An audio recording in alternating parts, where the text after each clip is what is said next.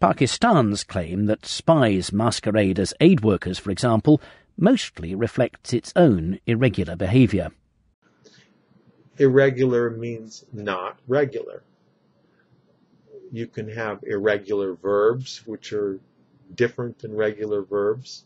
Irregular also means contrary to the rules of what is normal or established. So if you have an irregular army, it means it's not a state-run army.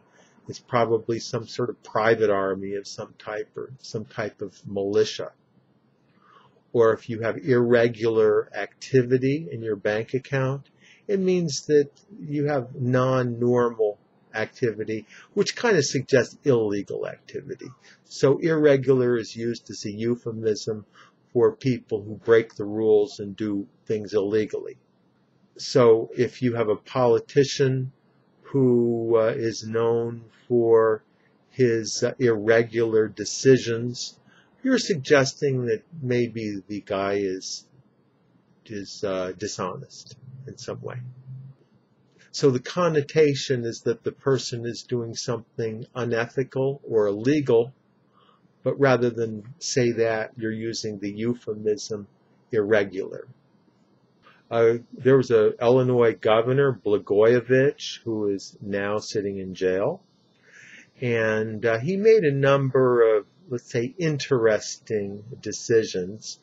And once they started to investigate him, they discovered that he was doing some irregular things, and there may have been some irregular transactions that he had conducted. So that was enough to convict him and stick him in jail.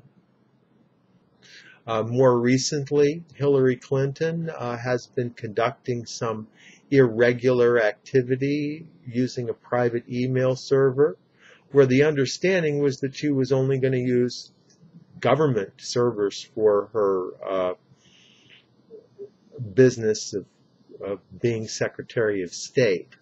She wasn't supposed to use private email servers, but she did.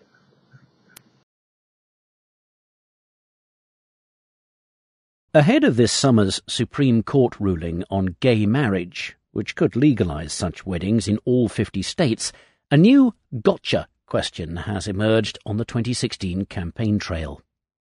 Gotcha is a multi-purpose statement. One meaning is simply that you understand somebody. Gotcha means got you. It has other meanings which more or less mean to catch somebody in a trap of some type. So if the police catch a criminal, they might put the cuffs on the guy and say, gotcha. Or in a more metaphorical sense, it's oftentimes used for questions. People will say that was a gotcha question, which means that however the person answers the question, it's going to make the person look bad.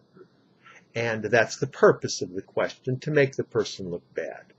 So the gotcha means that the person is trapped as soon as they agree to answer the question. Gotcha can also refer to some particular feature of some device that may be kind of annoying. For example, you may have a computer program where if you put your mouse on a certain part of the screen, the computer program just turns off. So that would be a gotcha feature. It's sort of a trap and it's kind of annoying at the same time. Or I'm sure most people have experiences like this with any type of electronic or mechanical device they have, where the gotcha would be any feature that's annoying.